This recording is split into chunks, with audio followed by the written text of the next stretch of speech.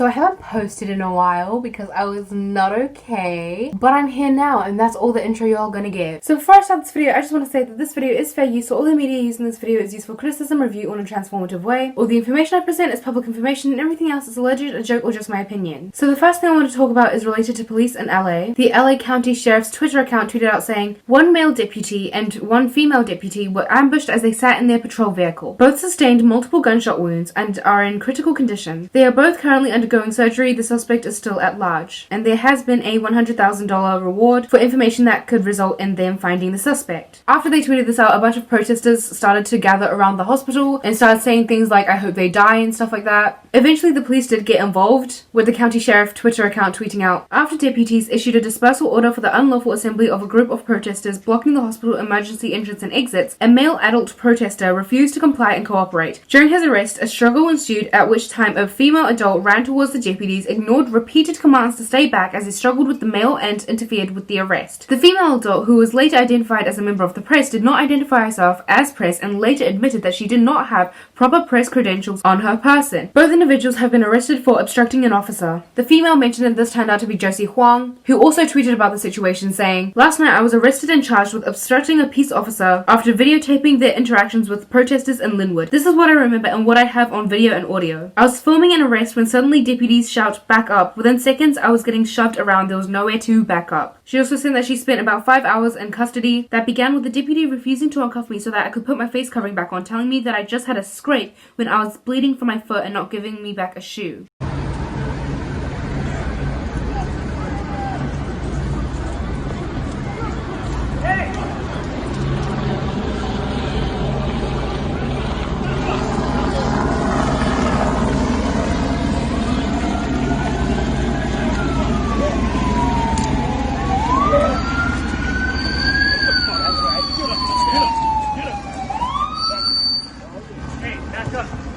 Back up. Get out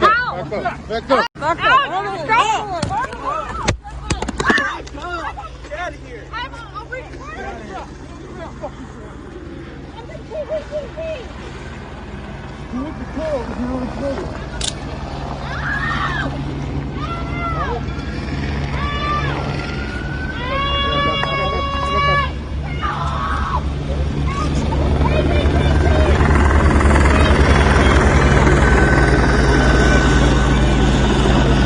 You could also see in a video that was filmed further away by a different person that she actually did have her press credentials on her. She hasn't tweeted since then, so I don't think anything has been done about the officers who abused their power. The second story is about H3 and James Charles, which I personally find kind of ridiculous, but apparently it's like really big news for some fucking reason. But Ethan Klein's wife, Gila, had previously worked on a clothing line and dropped some sweaters a few years ago. And then James Charles recently came out with new merch, which looks awfully similar to Gila's in design. So Ethan tweeted out saying, I know we didn't invent color blocking, but I'm having a hard time with the new James Charles merch. It's the same design as Gila's, combined with the fact that his audience is so huge, many people will assume that he designed it and start accusing us of plagiarism. What do you think? It's possible it's all a totally cosmic coincidence, but he used pretty much the identical colors here too. He at least moved him around a little bit. And then Gila quote tweeted Ethan saying, I guess I might as well share some behind the scenes. This is my first sketch of the color block hoodie from 2017 before we had our logo for the brand. And in the other pics is the pink one. This is usually how I work on our color palettes. James Charles ended up responding to that saying, when you DM'd me yesterday, I sent you the original photo that inspired my collection. I've explained I've never seen your brand, but also asked what you wanted me to do. You didn't reply. After last year, I vowed to keep conversations private and create solutions, not drama. Some people responded to that saying that it's very unlikely that he's never seen it before, considering it is a pretty well-known brand. He also follows Benji Kroll on TikTok, who has made at least one video in that exact hoodie. Ethan responded to James' tweet saying, I give you permission to share our conversation. You told me you were going to sell them anyway. You also admitted that the similarity wasn't a coincidence. I DM'd you because I wanted to keep this private, but I found your response combative and dismissive. I talked about Gabbie Hanna in my last video and how she basically went on Drama Alert and talked about a song that was supposed to be written for Trisha, about Trisha, but was now just going to be sung by Gabbie since they're not friends anymore, obviously. And there was a whole thing about that. There was a lot of stuff and a lot of emotions from Trisha. Gabbie made her own video about it on her own channel, basically explaining the situation and why she felt like it was okay to do so. But she recently just uploaded a video, basically, I mean, it wasn't really a video, it was just like a picture of her apology, I guess. I've never read this, so this is my first reaction to it, but it says, I was wrong. I thought I was doing the best thing at the time, but I see now that I wasn't. I truly don't like drama. I wish it didn't exist. However, I do try to make the best of drama. I think the main thing is I have a very different experience and view living it than all the people passively watching it. To me, this isn't starting or rehashing anything. To me, this is taking a negative situation that already exists and continues to exist and make a positive situation out of it. Something that might not be super obvious to everyone else is that while it might be cold tea to the world, it still takes me a very long time to process stuff. I need to take major steps back to collect myself, sort out how I'm actually feeling, organize my thoughts, and articulate it in a way that isn't damaging to myself or anybody else. While the world was forgetting about it and getting bored, I was still very much dealing with the aftermath. I don't like to respond to something until I've healed from it, and usually healing from it for me means creating music or art. When I don't take that time to process, well, we all see what happens when I speak before processing. Fuck you!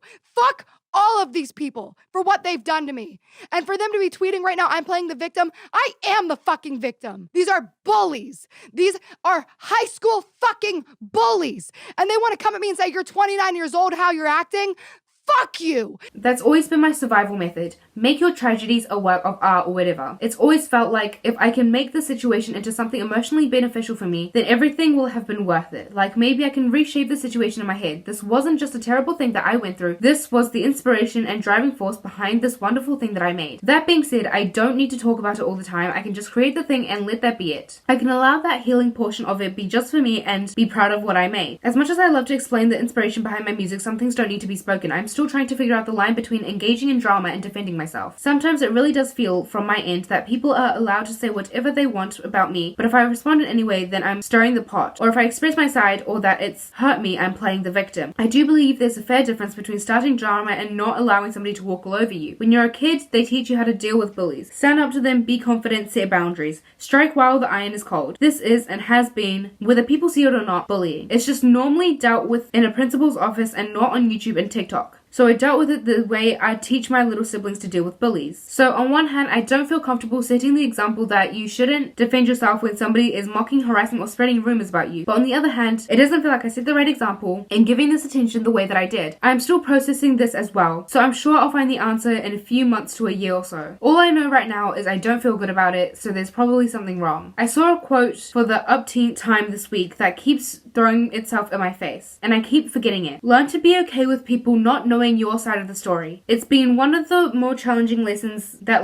I'm learning it, but for some reason keep failing the test. Hopefully the remnants of my ego will die sooner than later. Anyway, I'm sorry for sending so many mixed messages in the past few weeks. I realize my actions aren't aligning with my words. I saw this move as something that would hopefully smooth over a situation that seems to be never ending, but if I was a wiser woman or had a drop of common sense, I would have realized that the one thing that won't end it is continuing it. There's not a lot of people who can give advice on these situations because realistically not many people have lived this experience or could have even imagined it. I'm kind of failing trying to figure it out on my own. I appreciate all your patience with me as I navigate whatever the fuck it is that I'm doing. I promise that moving forward I'll try to handle it in a way that makes me feel more proud and gives you something to be proud of. Thank you for all your love and kindness. Okay, so it wasn't an apology, but at the same time, did I want an apology? Or did, the general public need an apology? I don't think so. One thing that she's sticking by is that she doesn't like drama, and the reason that it seems like she is contributing to it is because she's finding it hard to differentiate between, or at least to her, it seems like other people maybe are having a difficult time differentiating between sharing your side of the story and contributing to drama. My question then is,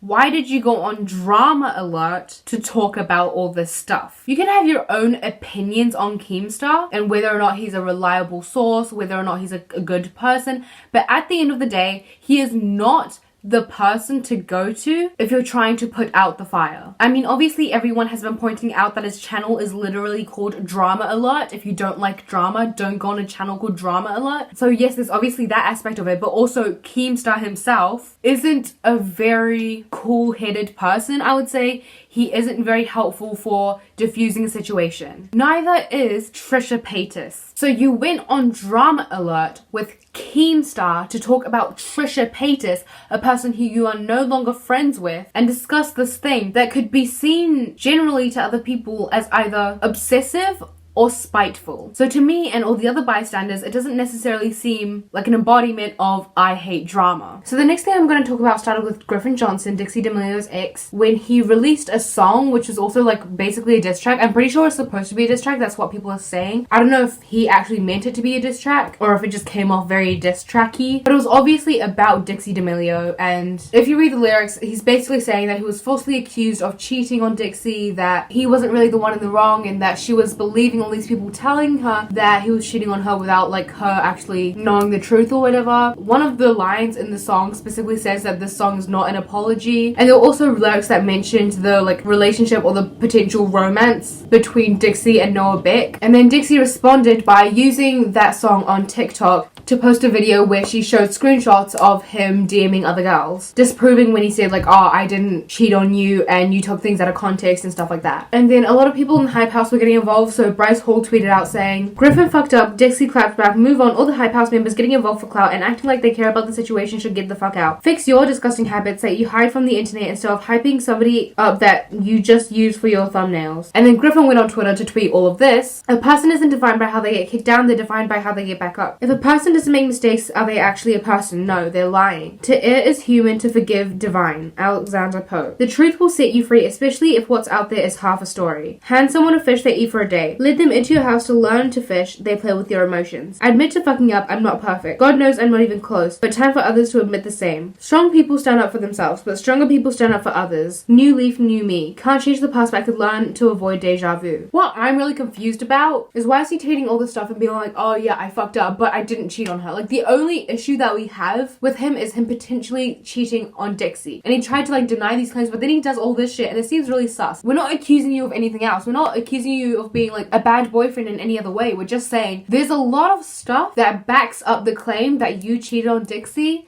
So you saying no and then saying I fucked up when that is the only possible thing you could be referring to is very weird. The next thing I'm going to talk about is the Dolan twins. So essentially what happened was Ryan, a best friend of theirs for about 15 years, and the twins said that they were really uncomfortable with him being there because they had just found out that he had been texting their fans like on Snapchat and stuff, and they saw this message to this girl on Snapchat that was a fan of theirs and it was to love heart, and they almost kicked Ryan out because of this, but he explained the situation, said that they were already friends on Snapchat for about 2 years. They were already like familiar with each other. It wasn't just like a situation of him trying to use the twins to be able to talk to their fans. Ryan ended up uploading this video in which he explained the situation and why he was no longer living with the Dolan twins. It wasn't because of this, that he was kicked out for a different reason. He said that he wasn't trying to be a clout chaser and that he had lived with them before, but again they were very like cold and just like not the nicest to him. The first time that he had originally lived with them, he was in a very bad situation because he was like wrestling and he ended up breaking his back and he couldn't wrestle anymore and he was broke and jobless, so he moved in with them and they eventually kicked him out because he was like stressing them out and the vibes were off. He then texted the twins saying that he was just not in the best mental state and that he needed people to be there for him and that he needed people to talk to. And 3 days after he said that, Grayson responded and asked Ryan to be their wrestling coach because of the Logan Paul wrestling match thing where he challenged anybody to wrestle him, and the twins wanted to get in on that. They also said that they were now okay with him being in videos and stuff like that because previously, despite the fact that they were friends for many years, they would refuse to show him in any videos or post him on social media, and they told him to like hide whenever a fan was going to come up to them and take pictures with them. Then the twins started to get a little bit more controlling and said that they weren't comfortable with Ryan Snapchatting all their fans, and so he had to make his Snapchat private and he had to unadd a bunch of their fans. He also talked about the situation where it was him, the two twins, the cameraman, and this other girl that they were all friends with, and Ryan had received some really distressing news and he was really upset about it, and everyone else was kind of busy, so the girl decided to take him outside and they just had like a little chat and they went for a walk and stuff like that so he could get stuff off his chest. And when he came back, Grayson was really angry because he was interested in the girl romantically, and that was the reason that he got kicked out. And then Ethan texted him asking if he was allowed to go over to his house.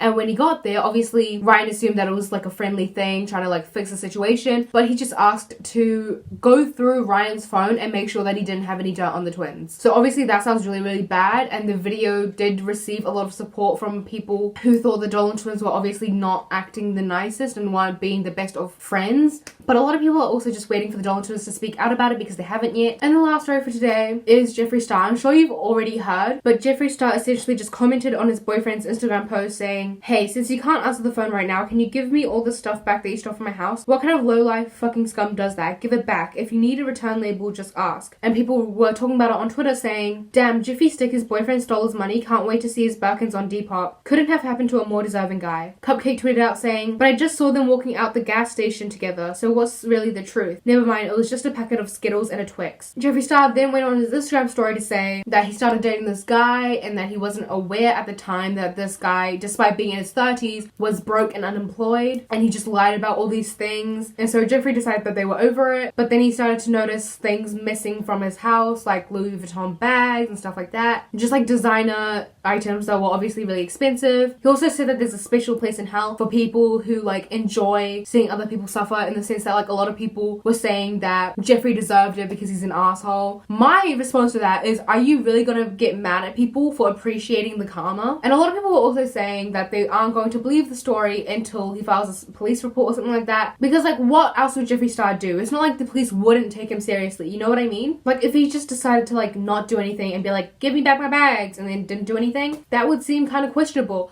Especially when he said that like the issue wasn't the actual products missing, but just like the integrity of it. So it'd make more sense for him to file a police report than it would be for him to just rebuy or repurchase the items. So that's all I have for you guys today. If you like this video or if you liked me, make sure to like and subscribe. If you didn't like me, make sure to get in contact with my teachers because I bet you'll have a lot in common. And make sure to stay safe and stay hydrated.